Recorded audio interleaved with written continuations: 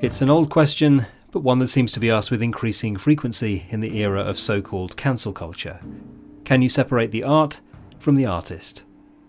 After essayist and memoir-writer Claire Dederer wrote a viral article about her own response to Roman Polanski, she looked further into the lives and works of other problematic figures. The result, Monsters, is a personal and entirely subjective look at creatives like Woody Allen, Miles Davis, Michael Jackson, Pablo Picasso, and many more. And it invites the reader to really think about how they feel about the art they love that comes to be stained in some way. We sat down to talk about art monsters, creative genius, and self-indictment. I was wondering where to begin this conversation, Claire, and I think probably the best thing to do is to begin where you begin, which is with Roman Polanski. Also because it's almost kind of the most clear-cut example, I suppose, of this. So when we're talking about monstrous men, sometimes they're dead have been for a long, long time, and so it sort of feels more removed. Sometimes the details are not quite clear. It's about suspicion or rumor, but there's something very clear-cut about Roman Polanski, which you researched and felt like you knew a lot about what had actually happened, and then you watched the films again and then had this sort of surprising response. Could you tell us a little bit about Roman Polanski and you? Roman Polanski and me. So I was working on a previous memoir that was about sort of growing up in the sexually predatory 1970s and 80s and what it was like to be a girl in that time. And the book, I was writing the book and it sort of seemed like a bit of a drag to write about all this incredibly sad stuff. So I started to work with different forms in this book. So there's like lists and, um, different ways of maps and different ways of approaching the material. And one of the ways was an open letter to Roman Polanski, who, even though it was a memoir, I did not personally know, nor do I.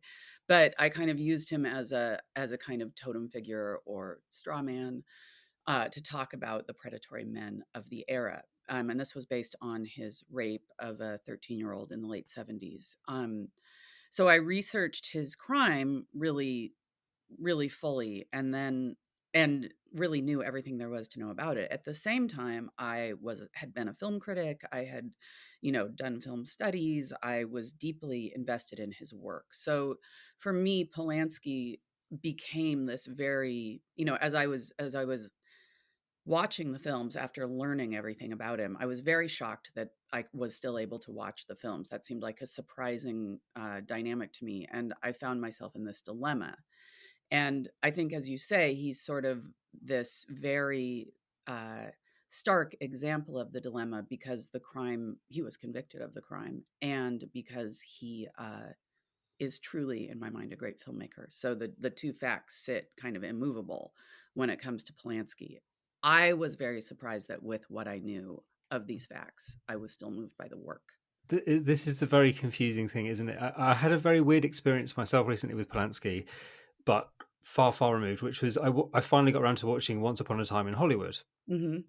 where Polanski is this figure who you kind of see in the background, Hmm. sort of very happy, funny, sort of running around with Margot Robbie's Sharon Tate Hmm. character. And because the film is kind of an alternative history, I suppose, it has this sort of different, it's almost like taking revenge on the idea of what happened in that whole scenario, which I found really interesting. But it made me think about Polanski's fear, like, what if that hadn't happened to him? Would that have made a difference? Yeah. And you talk about a bit about this, about how monsters have often been monstered themselves. As we know, people who suffer abuse can go on to sort of perpetrate it. But of course, that isn't a get out of jail free card, is it? Because it's just an exploration about how people can find themselves in the situations they are, but it doesn't mean that it makes what they do okay. And I found No. the film was very confusing in that way. Yeah, I mean, I think Polanski is so interesting in that way because many terrible things happened to him. It's sort of like, as I say, the 20th century sort of happened to him personally. And did that cause him to be a black hole, to do this rotten thing? We can't know. And I mean, there's similar issues that come up with Michael Jackson and even R. Kelly, this idea of something done to someone else. Which, really, if you think about it, makes it all the more important to talk about this idea that people need to say when something terrible has happened to them, Mm. right? For a lot of reasons. Um, in this sort of dynamic, we have this easy term for cancel culture is sort of surrounding this very core concept that people need to speak up and say when something terrible has happened. But that's a sidebar to your question. Well, no, but it's cancel culture, as much as it's sort of probably one of my most hated phrases in the world, because it's something that impacts my working life quite a lot. But also that it, as you say in the book, it's such a lazy and dismissive way of talking about something which is really important and complex. So we'll come back to cancel culture. You mentioned Michael Jackson there, and I suppose he's a really good example of one of the most fascinating aspects, I think, of this book for me, which is the concept that you come up with, which is the idea of the stain. Mm, And for those who are thinking about reading this book and don't know what that means, this idea that somebody does something awful and that colours, of course, everything they do afterwards. But a stain spreads outwards, and of course, it can spread into the work that came before the awful thing. And there's mm, this really weird question, which is like, how far does that go back? Does mhm. it mean that you can't listen, for example, with Michael Jackson, you can't listen to the Jackson 5, or you can't listen to Off the Wall, or you can't listen to Thriller? At what point, how far does it spread? Tell me a little bit more about that sort of that metaphor, that idea, and why it's so important with this discussion. Yeah, I mean, I initially came to the book with the metaphor in place monsters, and partly that was because of the dialogue around the online version of Me Too that really came to the forefront in America in late 2017. And that was some of the language that was used in that discourse. But I also was thinking about this book by Jenny Offal called Department of Speculation, in which she writes about art monsters. And in her definition, art monsters are simply people who only have to make art. They don't have to do anything else. And this is usually because they have a wife. Right. So she talks about, the writer who has someone who carries his umbrella or has someone who licks his stamps for him, and my take was like, oh, I hate licking stamps. That sounds great. Um, Fantastic. But so there was sort of different kind of meanings and layers of meaning that word came with. But as I thought about the problem more, I realized that what I meant by this term, or the people I was really looking at, were people who had, as you said, done or said something. The work itself sort of is inevitably changed by what we know. And that was sort of what I started to think about, was this idea of inevitability, like that there's not this decision that we're making to have the work changed. It's just happening. And the stain was such an incredibly useful image, both for that reason, because of the inevitability, right? If something is stained, it's not a choice we're making, it has just happened. And Mm. also because of the spreading nature of it that you were talking about, that it can move back, that it spreads out over the work from before and after. And I think what's interesting about the dialogue about whether or not the work previous to the bad act is also stained, I think it implies that we're making a choice about how the work is affected, right? That we're deciding that Rockin' Robin, my brother's favorite song when he was 5, is now unlistenable. And the fact is that a lot of times, and this is one of the things I'm really trying to get at in the book, when the work is changed, it's not through a decision. We're not deciding, oh, now I'm going to conflate the art and the artist. I know I've been told to separate them, but I'm making a choice. What's happening is that this collapse is just occurring, whether we want it to or not. And in many ways, we can't unknow what we know, and the internet makes sure we know everything, right? That's a really good point as well, isn't it? Which is that this idea of knowing so much about people. The subtitle for this book is Monsters: A Fan's Dilemma. Mhm. And as fans of whatever you may be into, we now know so much more about the people that we're fascinated by than we could possibly have known 50 years ago, certainly 100 years ago, when stars, whether that be movie stars or painters or whatever it might be, whatever art form they were working in, you would often know hardly anything about their life. And now we can often see their self taken nudes leaked on a website somewhere or whatever it might be. That we know too much. Maybe there's no mystique now for the people who we are fans of. Is that part of the problem, or should people be held as accountable as they are by that much information going around? I mean, I think it's a yes and. I think that I think it's interesting, this idea of there's no mystique anymore. And it's almost, I almost think of it more as there's no relief anymore. This kind of ongoing biographical deluge, I think, is not something necessarily we've chosen or necessarily that benefits us. And there's a way in which, as I've been talking about this book over the last couple of weeks, one idea that's really emerged for me is that sort of internet and biography are the same thing, Mm, right? That there's this way that the internet runs on biography. Whatever the internet's made of, its cells are filled with biography. It's our biography on social media, and then it's the material we take in, and it's all built on the stories of lives. And I mean, I think that that's worth looking at, just in the sense that somebody's making money off of that, and it's not us. So there's a way that we've sort of given ourselves over to this biography machine that does it really benefit us. So all of that, I think that, that is not necessarily a desirable state of affairs. At the same time, given at the same time, that doesn't disqualify or mean that people shouldn't say what happened that was wrong. Going back mm, to what happens after that is a different question.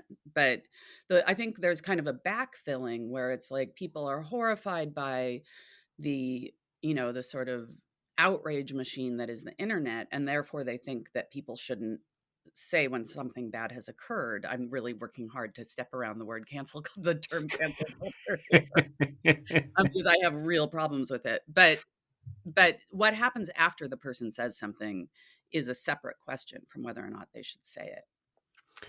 You mentioned there about how the internet essentially is biography, and one of the, again, really clear things about this book is that what you're talking about here is an individual's very subjective response to somebody else's art, and the reason why it's so subjective is because, of course, it's the meeting of the artist's biography and then the viewer's biography. So the things that have happened in my life are going to affect how I might feel about the biography of the artist in this case.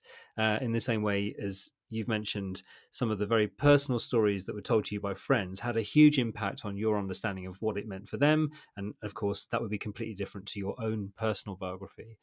The consumption of art in that way is so important to the theme of the book, isn't it? That it's this completely subjective response. There is not a correct answer to this or a correct way to respond, because of course it's entirely individual.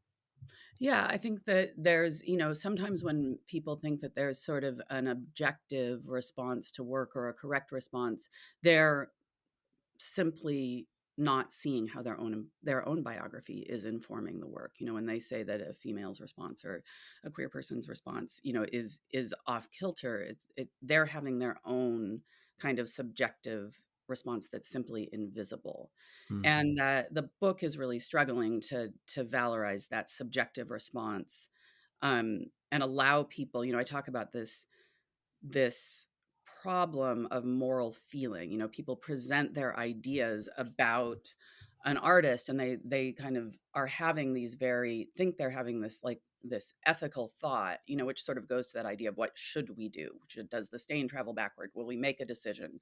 There's this kind of prescriptive way of looking at it. And I contrast the idea of ethical thoughts with moral feelings, which is that we sort of have all these emotions that come up, both about the crime, and about the work, right? Like both of these things are things we're responding to emotionally based on our own personal histories and our own subjective experiences.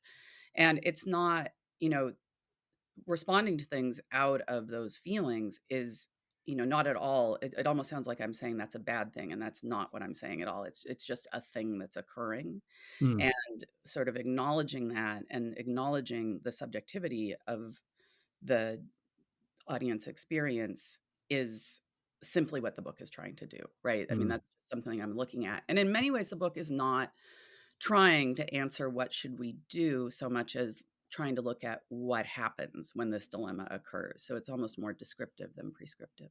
yeah.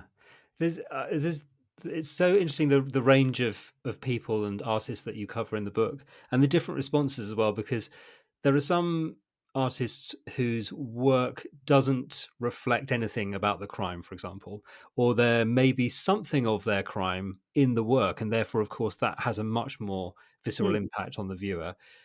You talk about a few lines of Woody Allen dialogue which suddenly seem very, very important. But and that's often what happens, I think, with these things is that when you reappraise lyrics, for example, of musicians, you kind of go, "Oh God, it suddenly feels very different now that I know this about them."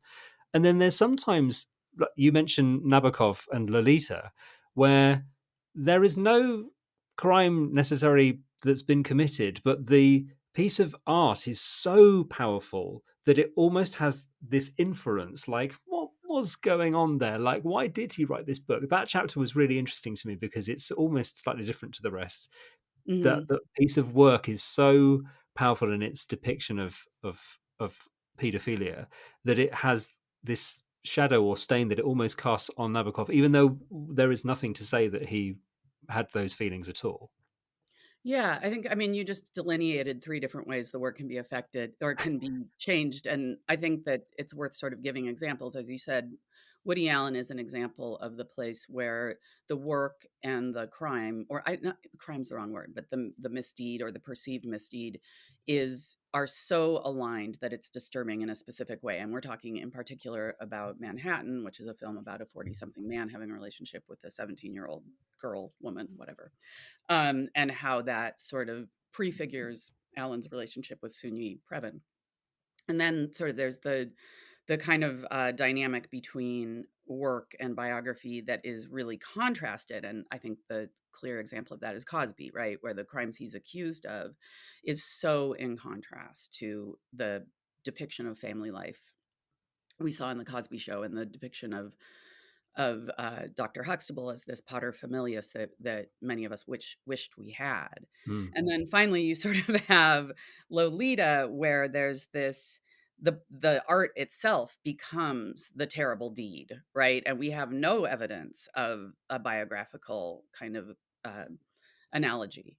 And I was really fascinated by this idea of the work going the other direction and staining the person is really what that chapter is about. And, you know, I come around to a very different point of view on Lolita, where it's my belief that it's this work of incredible generosity that the book is about what it says it's about, Mm. which is Lolita, which is this girl, and that her silence sort of is the center point around which the book is built, and that's all very intentional. And so that's not everyone's reading, but I think that, you know, I don't have very many really forceful dicta to give people, but one of them is I'm not sure we should be punishing people for their subject matter.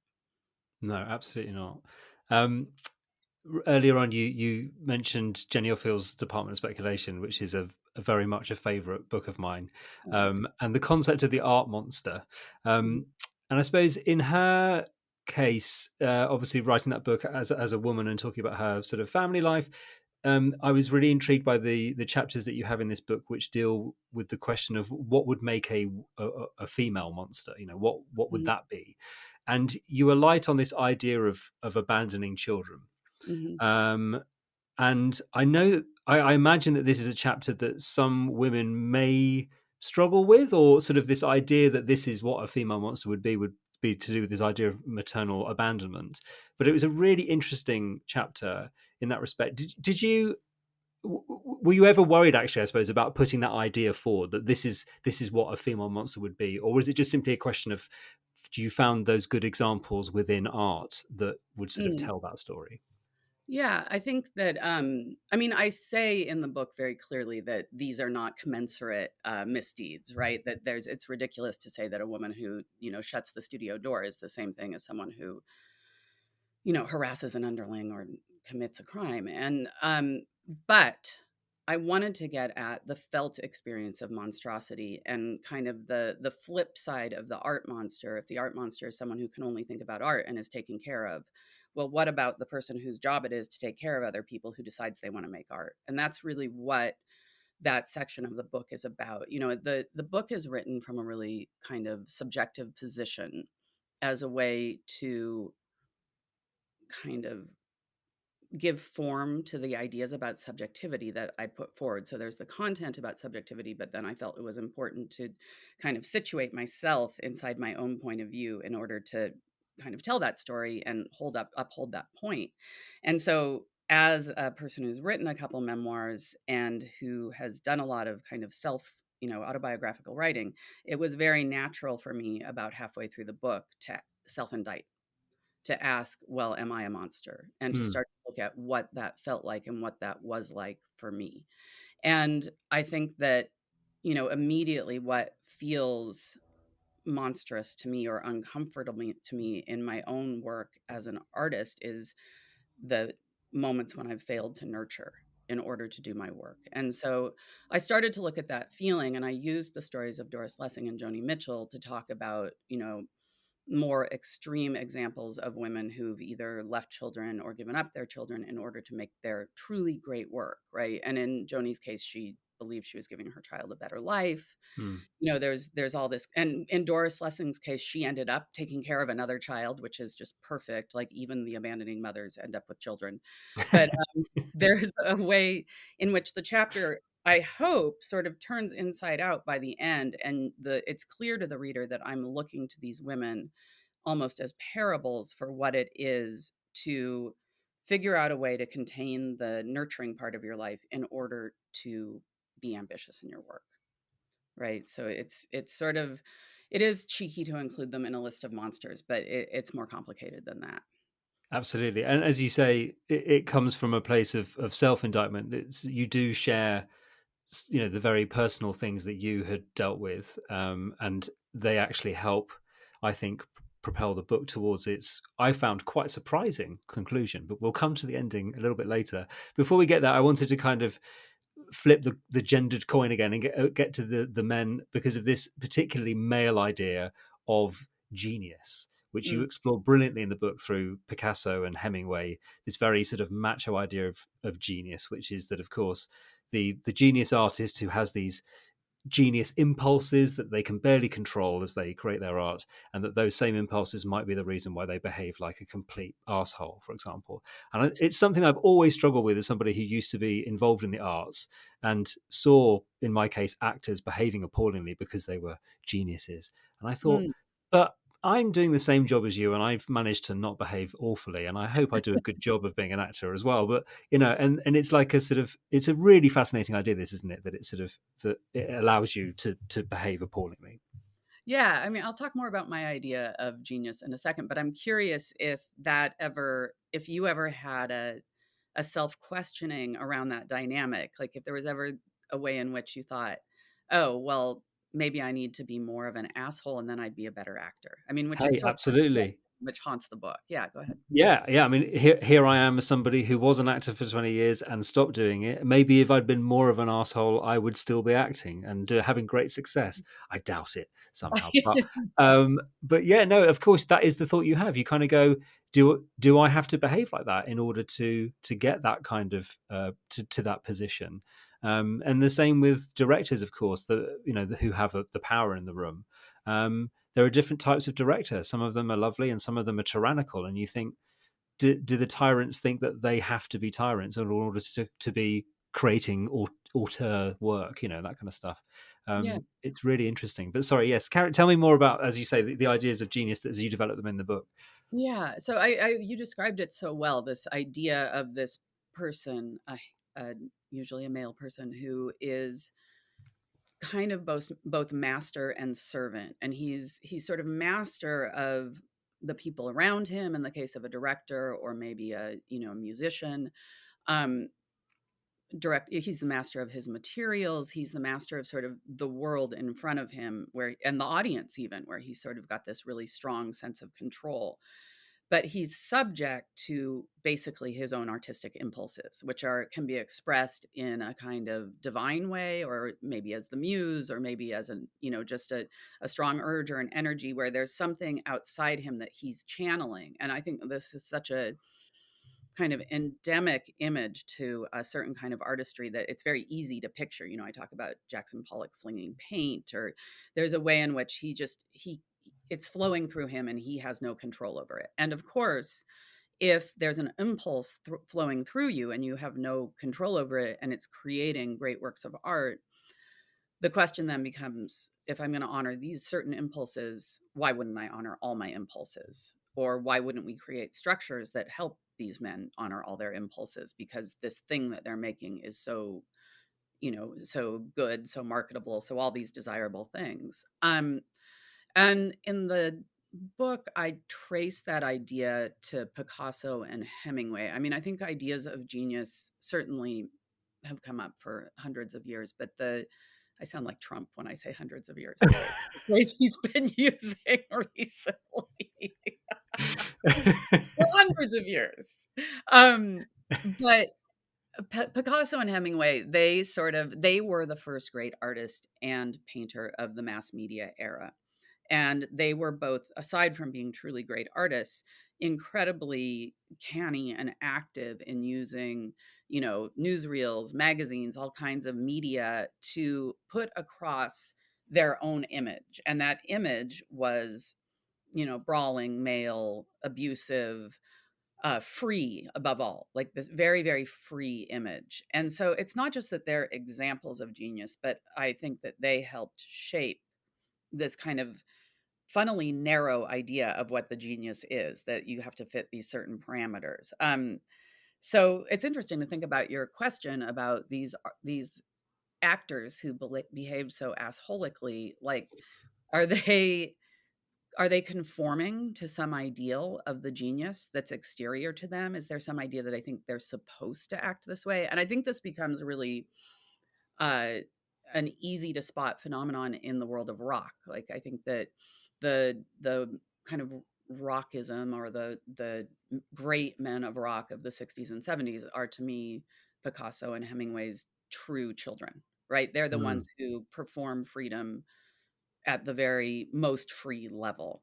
And to the point that when you get sort of into the 80s with someone like Motley Crue, they've learned those gestures of freedom so completely that they're more preoccupied with doing that than they are with making the music, you know, Yeah. that is the key part of who they are. Like, I Yeah. always think of, have you ever, in America, we have, in the US, we have this old show on VH1 called Behind the Music, which was like biographical depictions of different bands. And I always think that these bands like Motley Crue, it should be instead of the music, because they're like doing the behaviors, Yeah. learning them at the knee of Ozzy Osbourne. That's that thing, is they're sort of performing the role of rock star, and Mm. just as you say, not worrying so much about the art, but definitely doing all the rest of it. I think, yeah, with actors tend to be, if they're behaving badly, it's because actors are essentially children who get Right. indulged by the parent in that relationship, which is of course the director or whoever's actually trying to marshal things along. And the ones who I suppose are really tricky, this idea, as you say, of an artist who is indulged, who is facilitated to behave as appallingly as they want to because they're creating great art. And I suppose with acting, that might be those who feel they need to be method, they need to sort of Mm. carry that with them all the time, to the detriment of everybody else around them, who of course has a completely different method of working. But we have to indulge this one person who's sort of doing that. You can tell I'm not a big fan of method That's acting. so right. But that's so interesting. I had never thought about, this is really off topic, but the coercive nature of somebody who's doing one specific technique, in this case, method acting, in the context of other people who aren't. Yeah. And the way that he's sort of elevating himself in that moment because he's more committed. Yeah, exactly. I'm doing proper acting. I don't know what you lot are all doing. Hmm. Trying to have fun often, but yeah, I suppose this happened on Succession, didn't it? There was a lot of stuff about Jeremy Strong's very different methodical approach to his character, whilst everybody else was sort of just doing the job, you know.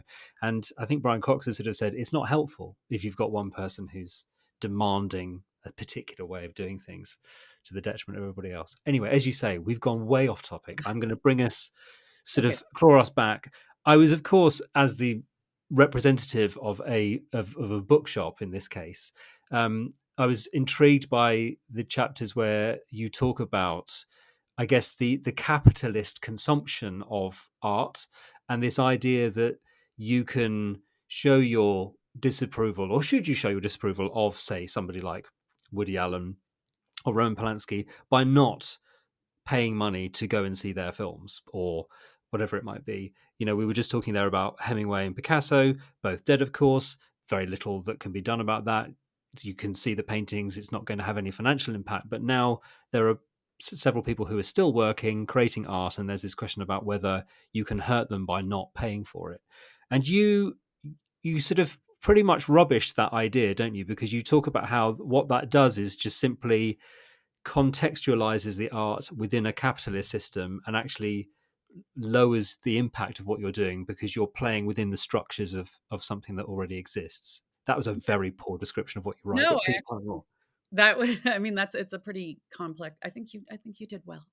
Um, uh, yeah, I mean, I think it goes back to what we to our tortuous avoidance of the phrase cancel culture Yeah. from earlier in our conversation. I think that there's this really interesting dynamic where somebody says something terrible that happened to them, and then we sort of leapfrog ahead to the consumer response, right? Like, so, you I don't know, like, you're upset by what Kevin Spacey did. You're never going to watch American Beauty again. That's not a great example because I hate that film. But, sort of on all kinds of levels, that's the argument you hear. Well, you're just going to give up the art. And it's really interesting to me, this kind of leaping from this dynamic of someone saying something rotten to, well, what are you going to do individually when there's so Mm, much stuff in between that can be, about institutional change, about some kind of collective response. But we're so set. I mean, it's always so uncomfortable to use big words like capitalism, but we're so set in our roles as consumers that we sort of revert to that as the way to solve the problem, which is really a powerless way to solve the problem. I mean, all you're doing is sort of reinforcing your very narrow role, which is to consume something. And mm, that is not a place where you're going to have impact or find satisfaction. And I think that if you don't want to give these people your money and that's your choice and that feels like the right choice, I have no argument with that. It's not that I think that people should be out like sending PayPal to, sending money via PayPal to Roman Polanski. Like, it's not that. It's everybody has their own sort of response. But it is my belief that this sort of framing the question as a consumer question is simply a narrowing of our possible responses. And there's other responses. I was talking to a young writer a couple weeks ago, and she was saying that there's this feeling that if you kind of perform a boycott, you're providing a service to the victim, mm. or you're providing support to the victim, and that maybe there's better ways to use that impulse. I'm going to bring us towards the end of the book because, as I said, I found the conclusion quite surprising, and I don't know why I found it surprising because, of course, you're laying the groundwork throughout the book, but I was really intrigued by the as I say the personal things that you shared about yourself, Mm. and then this idea, which you mentioned, comes from a conversation you had with a friend of yours, which is, of course, to think about it on a personal level. We're very removed from people like Polanski and Woody Allen and um, Michael Jackson. And what we need to do is to think about how we might treat and do treat the monsters in our own lives. Could you tell me a little bit more about that conversation and why it led to the conclusion that you got to? Yeah, yeah. Happy to. I was sitting around a campfire with a bunch of friends, and one of my friends came up to me, and he sought me out to say, "Are you still writing that book about art monsters?" And I was like, alas, yes, I still am. And he said, "Well, I've been thinking about it a lot because I was thinking about my stepfather, who was a really rotten guy. And I won't go into chapter and verse, but my friend had a really, really difficult childhood, partially because of this man, and who eventually ended up in prison. And my friend said, he, before his death, we reconnected, and it was really meaningful to me. And it was meaningful to me because I still loved him, even after all he had done, I still loved him. And that moment really changed my approach to the book, because it kind of reinforced my understanding that some of these questions are about love, that it's both love of the work, but also love of the people in our lives. And that sort of, not only that when somebody's done something terrible, we still have to navigate our way toward having a relationship with them. And that maybe some of these questions we're asking about art and the artist are sort of a laboratory or a workshop for looking at these other questions. But also then, of course, you know, how can people love us for after rotten things that we've done? What does that look like? Because that's where that kind of compassion or acceptance of another person comes from, is from acknowledging that maybe we haven't always been the best.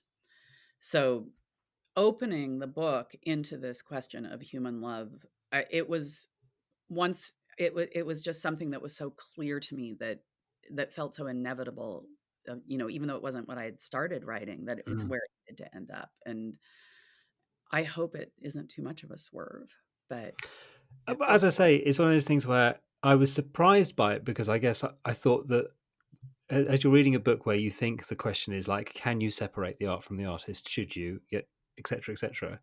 That I, of course, wasn't thinking that the conclusion might be you can't, and maybe you shouldn't, because whilst we look at these things, which, as I say, feel very removed from us because they're great works of art by people that we don't know, as you say, you want to make it more personal because that's the way to really think about things. And this is all part of this idea that you also have, which is that you don't like using the phrase we when talking about things, that you have to make it personal. What do you actually, this is your personal response to something.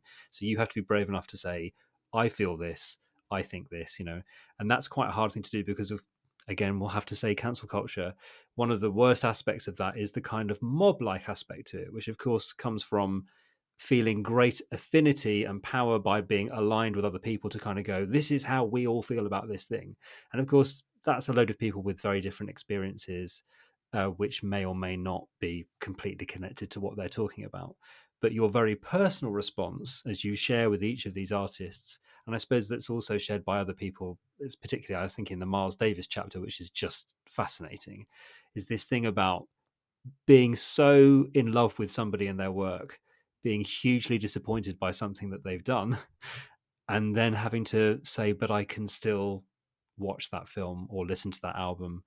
And that feels to me a very honest response to what is a very complicated program. It would be very simple to kind of go, they're dead to me. Right. Well, and I think that a lot of I was talking about my friend speaking to me about his experience with his stepfather and how that changed the book. But the book was also really changed by reading the essay about Miles Davis by Pearl Clegg, Mm, where the essay is called Mad at Miles, and I foreground it in the final chapter of the book. She talks about how she, because of who she is, because of her subjective biography, because of her own biographical experience, she falls in love with Miles. He's woven in the way that music can be. He's woven in to the eras of her life, as she sort of describes them, her divorce and dating, and the music's always there, and she loves it in that way we love music. And then she finds out about Miles being an abuser, and her response to that is also subjective and emotional. She's, as a survivor herself, she's upset. As a Black woman, she's angry at him,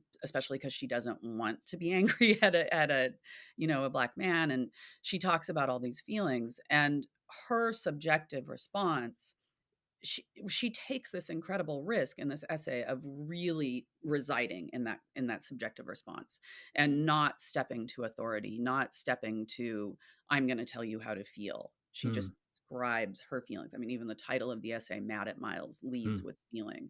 And so, when I read that and it changed the book, it didn't change the book because I read it and thought, well, she's right and I'm wrong, or that's her experience and I'm going to get on board because that's the right way to look at it. It made me see how powerful it was for her to be in her feeling, in her subjectivity, and in her love of Miles, because that's the real problem. None of this matters if we don't have love for the work. mm. And so she sort of opened this door to me to kind of be in my own subjective response and write the book from that place. And then what I hope is that in turn, that can be something that opens up toward the reader, where they're thinking about their own biography, their own subjective response to the question. It's just such a fascinating area. I could honestly talk to you for another 40 minutes about this, Claire, but I won't, because that's very mean. You have a day to get on with. But very early on, you talk again about another conversation where somebody was sort of saying that even after everything, they still love the work. And it's just, you say, it's just such a perfect phrase, even after everything, sometimes the most awful things, but we still have this kind of attachment to certain things. And I think that's just a really fascinating area for you to have looked into, honestly. And I really appreciate as well that, as I say, the personal things that you share in this book. It's made me instantly want to go and read your other memoirs, because of knowing that there'll be so much in them. So thank you so much for this book, and thank you for giving me some time to talk to you about it. Yeah, thank you for having me. I really appreciate it. Monsters, A Fan's Dilemma by Claire Dederer is out now.